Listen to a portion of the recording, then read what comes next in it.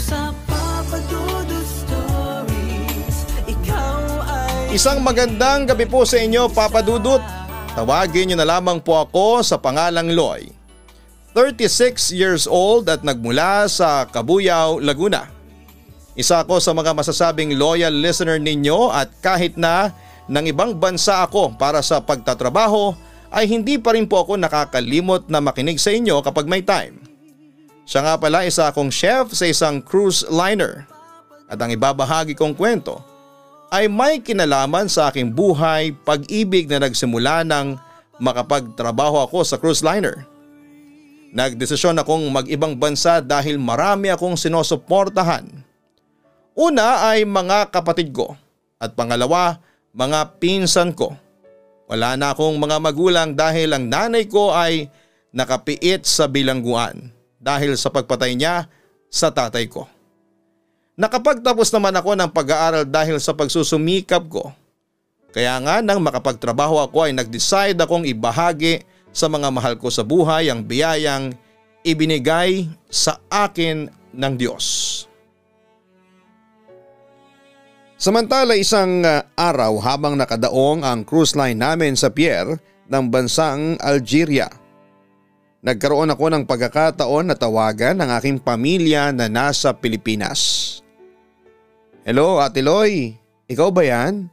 Wika sa akin ng aking pinsang si Morena. Oo ako to, sagot ko naman sa kanya. Naramdaman ko naman ang excitement sa kanya. Ate, buti naman na tumawag ka. Kumusta na kayo dyan?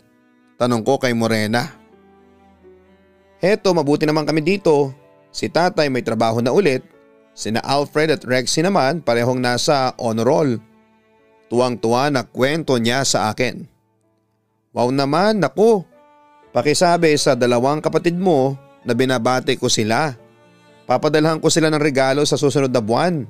Inform ko sa kanya. Talaga ate, paano naman ako? Natawa naman ako sa reaksyon ng pinaka-close na pinsan ko. Mawawala ka ba sa listahan ko? Syempre hindi. Ano bang gusto mo? Bibili ako dito sa pagsahod ko. Dali-dali namang humiling si Morena sa akin. Ate, gusto ko ng cellphone. Yung may camera ha, tapos gusto ko rin na branded na pabango. Gusto ko rin ng leather na bag.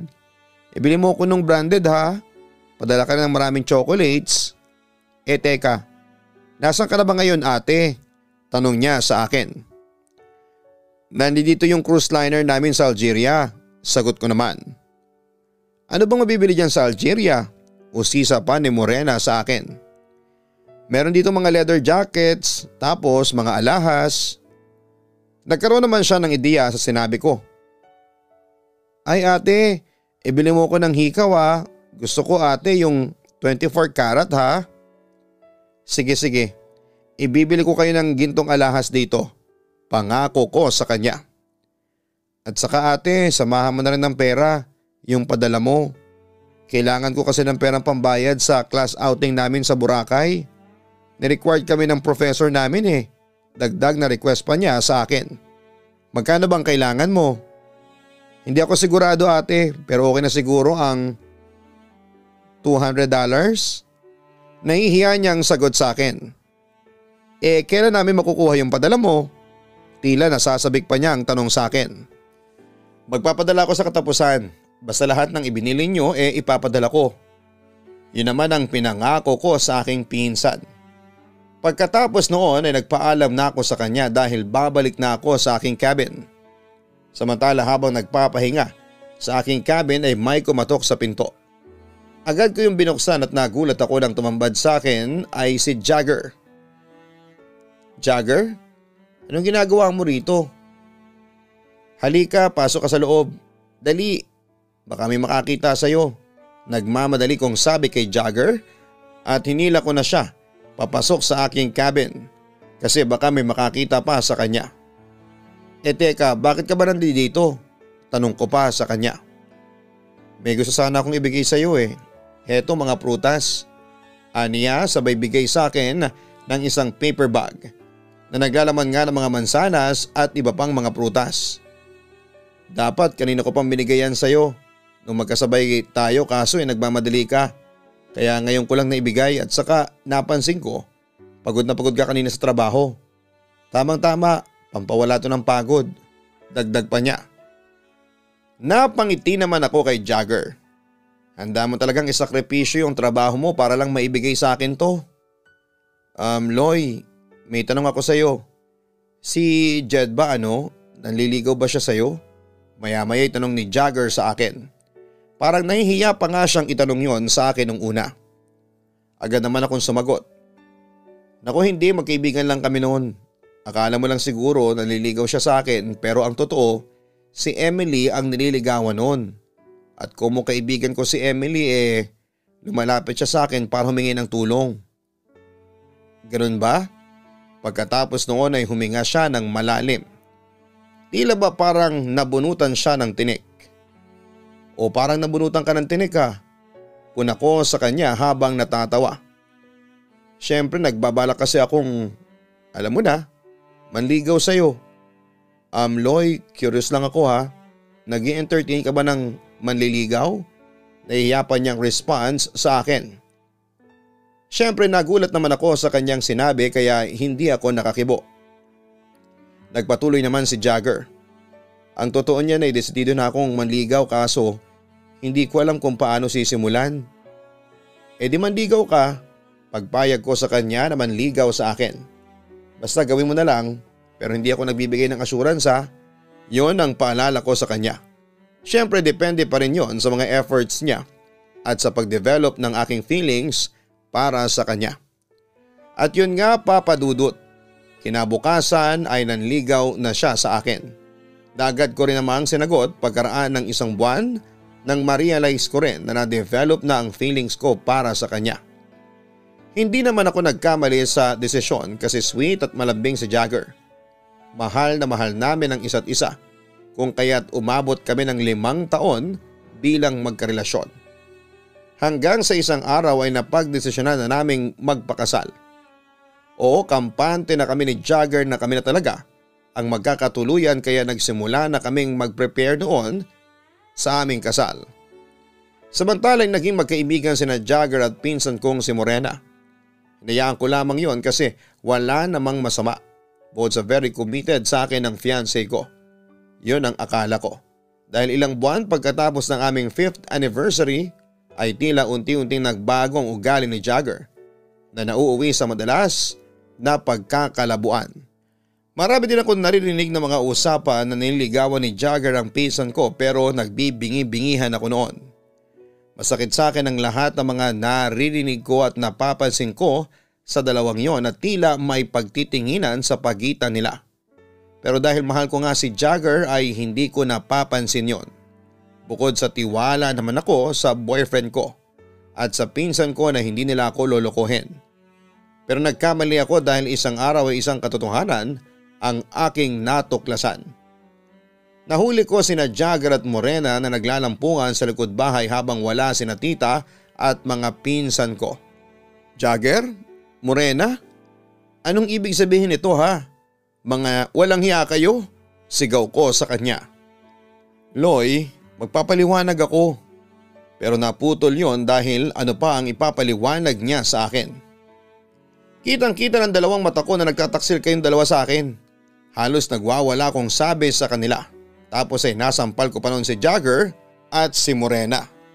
Ate, I'm sorry. Paghingi ng sorry ni Morena sa akin. Anong klase kang tao ha? Pagkatapos kitang pag-aralin? Pagkatapos kong sundin ang mga layaw mo? Pagkatapos ng lahat-lahat ay eto lang ang igaganti mo sa akin? Pagkatapos kong umuwi dito sa atin? Pagkatapos kitang tulungan? Ikaw rin pala ang aahas sa akin at magiging karibal ko kay Jagger? Sumbat ko sa aking pinsan. Mahal ko si Jagger ate, nagmamahalan kami. Giit pa niya sa akin. Bakit ba nagawa mo sa akin to Morena? Ano bang kasalanan ko sa iyo? At ginanito mo ko? Wika ko sa kanya habang napapahagulhol. Hindi ko gustong agawin sa iyo si Jagger. Pero nangyari na eh. Kaya ate hindi ko na siya ibabalik pa sa iyo. Akin na si Jagger. Sa akin na siya ngayon. Tila pagmamalaki pa niya na inahas niya ang aking boyfriend. Walang hiya kang babae ka, demonyo ka, Judas. Kung ano-anong masasakit na salita na ang binanggit ko noon kay Morena. Loy, sana patawarin mo na kami. Sabi na lamang ni Jagger sa akin habang pinipigilan niya akong lusubin ang pinsan ko. Bakit mo naman ginawa sa akin to? Akala ko ba mahal mo ko ha, Jagger? 5 years tayong bumuo ng mga pangarap. Tapos, eto lang ang gagawin mo? Naiiyak kong sabi sa kanya. Pero alam kong wala na akong maririnig na sagot sa kanya na pwede kong paniwalaan. At ikaw, Morena, nagtiwala din ako sa iyo. Naghirap ako sa barko para lamang matulungan ko kayong magkakapatid. Sa iyo? Ang dami kong binigay na pabor sa iyo. Hindi ko akalain na magagawa mo to sa akin. Tama ng sumbatan, ate. Ngayong alam mo na ang totoo, ipaubaya mo na sa akin si Jagger. Sa puntong yon ay nagmatigas na si Morena sa akin. Hindi ko ipapaubaya sa iyo si Jagger. Hindi, isuksok mo yan sa ulo mo. Sigaw ko sa aking traitor na pinsan.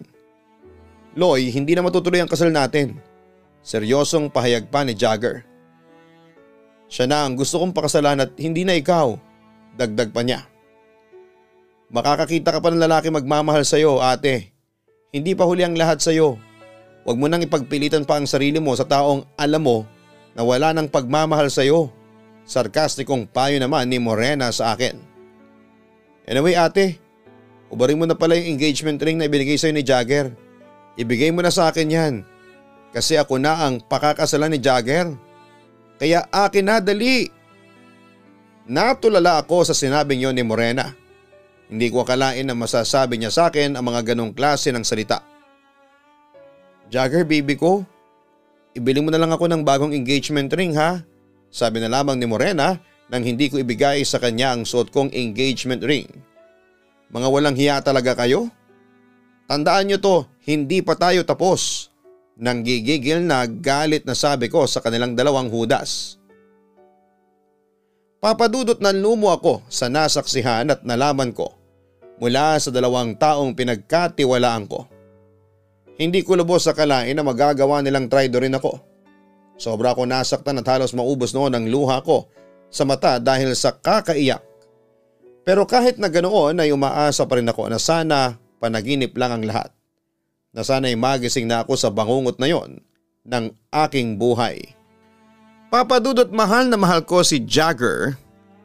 Ibinigay ko na sa kanya ang lahat. Ang puso ko, panahon ko, lahat-lahat. Kaya mahirap tanggapin na sa isang iglap ay mawawala lang siya ng basta-basta. At mahirap ding tanggapin na ang sarili ko pang kadugo ang siyang magiging karibal ko kay Jagger. Papadudot dahil sa mahal ko si Jagger ay nagpakababa ko. Kinain ko ang pride ko at nagmakaawa ako kay Morena na ibalik niya sa akin ang boyfriend ko. Kung pwede lang lumuhod pa sa kanya ay gagawin ko. Huwag lamang mawala sa akin si Jagger. Please Morena, nakikiusap ako sa iyo na ibalik mo na sa akin si Jagger. Pagmamakaawa ko noon kay Morena nang minsang magkaroon kami ng pagkakataong mag-usap. Kung ayaw ko, sarkastikong balik niya sa akin. Isipin mo naman sana yung mga nagawa kong kabutihan para sa iyo. Alalahanin mong hindi ka makakatapos ng pag-aaral kung hindi dahil sa akin.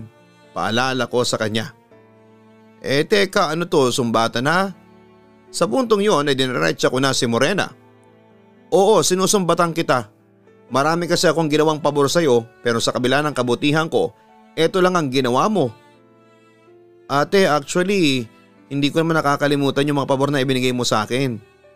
Nagpapasalamat nga ako sa iyo Pero kasi ayaw ko naman na maging kapalit dun si Jagger. Mahal ko siya ate, siya lang ang buhay ko. Sa totoo lang ay hindi ko naman siya gustong agawin sa iyo kaso ang puso ko siya ang dinidikta ng puso ko. Hindi ako mabubuhay kapag wala si Jagger. Sana'y tanggapin mo naman yun ate. Insist niya sa akin. At saka kailangan niya akong panagutan kasi buntis ako. Nagulat naman ako sa mga narinig ko mula kay Morena. Uulitin ko ha, buntis ako ate. At si Jagger ang ama ng anak ko. Muling sabi sa akin ng pinsan ko. Samantala, Papa Dudut, ay lumapit naman si Jagger sa amin at narinig niya noon ang aming usapan. Totoo yung sinasabi ni Morena. Namanhi ka na ako sa tita Yoli mo. Hindi na matutuloy ang kasal natin kasi si Morena na ang pakakasalan ko. Sa puntong yon ay napaiyak na lamang ako. Bago tayo magpatuloy, huwag kalimutan na mag-like, mag-share at mag-subscribe. Majority po ng mga listeners natin ayon sa analytic ni YouTube ay mga hindi pa nakasubscribe. Malaking bagay po para sa amin ang inyong suporta sa pamamagitan ng pag-i-invite sa inyong mga kaibigan na mag-subscribe at syempre mag-subscribe din po kayo. Sa puntong yon ay napaiyak na lamang ako. Please ate, tama na ang drama, happy ending na kami. Huwag ka nang umiksena pa. At saka come on, ilang milyon ng lalaki sa Pilipinas, hindi lang si Jagger. Kung gusto mo ay maghanap ka ng foreigner na boyfriend. Huwag na si Jagger kasi akin na siya. Dagdag pa ni Morena na tila hindi nakukonsensya sa ginawa niya sa akin. Anong klase kang pinsan, Morena? Napakasama mo. Naiiyak sa galit na sabi ko sa kanya. Anyway, bakit suot mo pa yung engagement ring ninyo ni Jagger? Ubarin mo na yan kasi hindi ka na fiancé ni Jagger. Akin na yan. Ako na ang may karapatang magsuot niyan. Pilit kinukuha sa akin ni Morena ang engagement ring na suot ko. At para magtigil na ang pinsan ko ay nagpasya na lamang akong ibigay na lamang sa kanya ang singsing na suot ko. Ito na yung singsing, lamunin mo ha. Isaksak mo dyan sa lalamunan mo. Pero hetong tandaan mo, kinakasuklaman kita. Pinagsisihan kong ikaw ang naging pinsan ko. Simula sa araw na ito ay hindi na kita kikilalaning pinsan. Galit na sabi ko sa kanya. Papa Dudut, pagkaraan ng eksenang yun ay narealize kong wala na talagang pag-asang bumalik pa sa akin si Jagger. Kaya nagdesisyon na lamang akong kalimutan na lamang siya. Bumalik ako sa pagtatrabaho sa cruise line. Sinubukan ko mag-move on pero mahirap pala. Mahirap tanggalin ang bitterness sa dibdib dahil sinaktan ng dalawang yon ang buong pagkatao ko. Pero mabait ang Diyos, Papa Dudut, dahil kahit papaano ay may pinapadala siyang mga taong handang tumulong sa akin sa lahat ng oras. At isa na roon si Tony. Dahil sa labis na depression ay napabayaan ko ang aking sarili at nagkasakit ako. Buti na lamang noong araw na nahilo at nahimatay ako sa trabaho ay katabi ko si Tony at dinala niya ako noon sa klinik. Buti naman at nagkamalay ka na.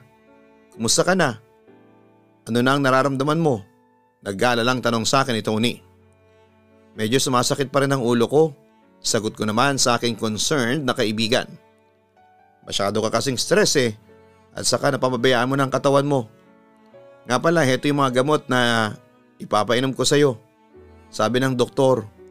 Pahayag naman ni Tony, habang nandito ka ako muna mag-aalaga sa'yo. Pagbobolontaryo niya. Pero baka makaabala lang ako sa trabaho mo. Pag-aalala ko sa kanya. Wala yun, nagpaalam naman ako sa supervisor namin. Nakangiting wika niya sa akin. Napangiti naman ako sa chivalry ni Tony sa akin. Malakas ka talaga sa supervisor natin. Biro ko pa sa kanya. Hindi naman masyado. Nga pala Loy, please wag kang magpapabaya sa kalusugan mo ha. Sa totoo lang nag-worry ako sa'yo. Ilang araw na kitang napapansin na matamlay at stress na stress. Pero don't worry, gagawin ko ang lahat para maging okay ka. Paniniguro niya sa akin. Papadudot si Tony ang nag-alaga sa akin sa tuwing may sakit ako sa barko. Siya rin ang naging kasama ko sa oras na kailangan ko ng masasandalan. Siya ang naging labasan ko ng sama ng loob at naging tagapayo ko. Kaya nga unti-unting nagkaroon si Tony ng puwang sa puso ko. Samantala mabilis natapos ang kontrata ko sa cruise line at kinailangan kong umuwi ng Pilipinas. Nalungkot ako kasi magkakahiwalay na kami ni Tony. Loy, bago ka sana umalis may sasabihin ako sa iyo. Sabi sa akin ni Tony nang nagpaalam na ako sa kanya. Alam mo kapag umalis ka na, ako ang unang malulungkot. Bakit? Mahal na kasi kita. Pag-amin pa niya sa akin. Hindi na ako nagulat sa pag-amin ni Tony sa akin kasi ever since naman ay ramdam ko na ang pagmamahal niya sa akin. Napangiti na lamang ako sa sobrang saya.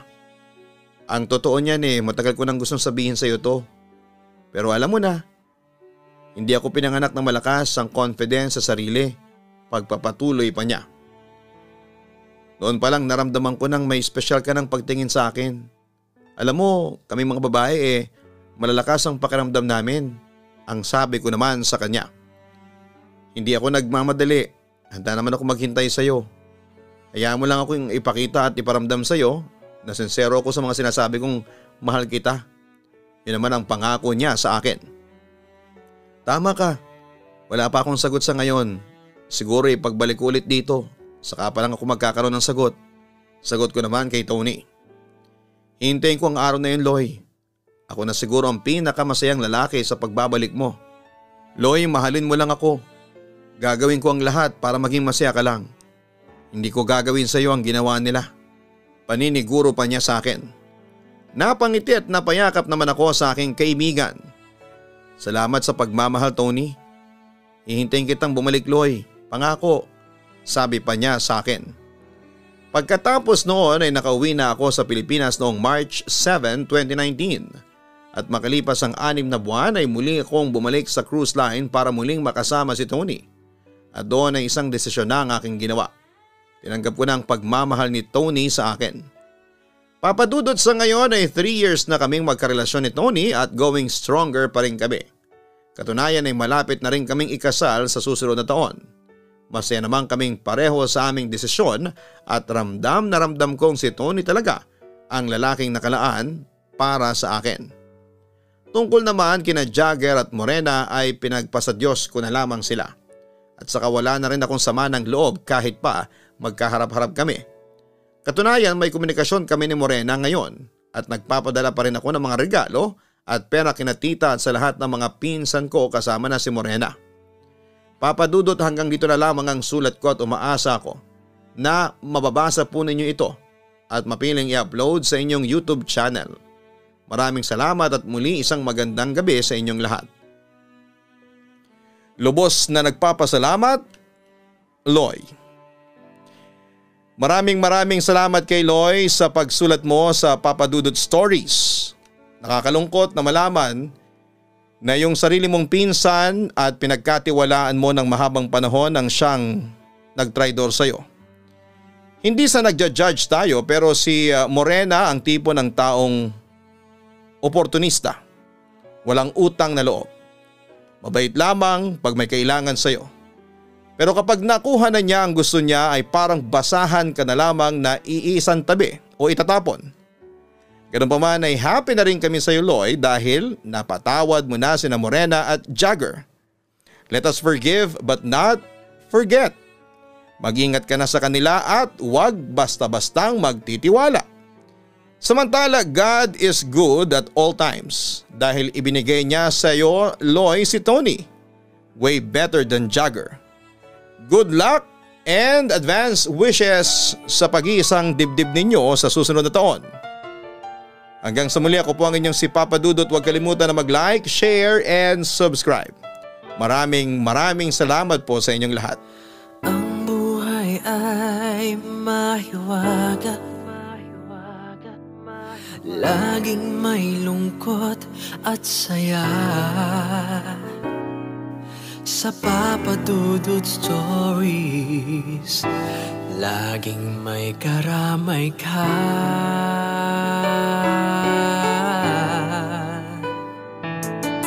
Mga problemang kaibigan, dito ay pakikinggan ka. Sa Papa Dudut Stories, kami ay iyong kasama. Dito sa Papa Dudut Stories, ikaw ay hindi nag-iisa.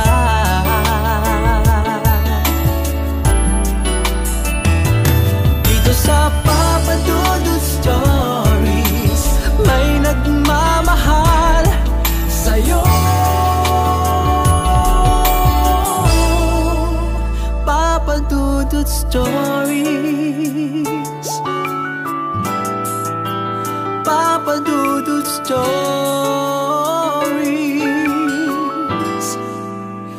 Papa Dudut Stories.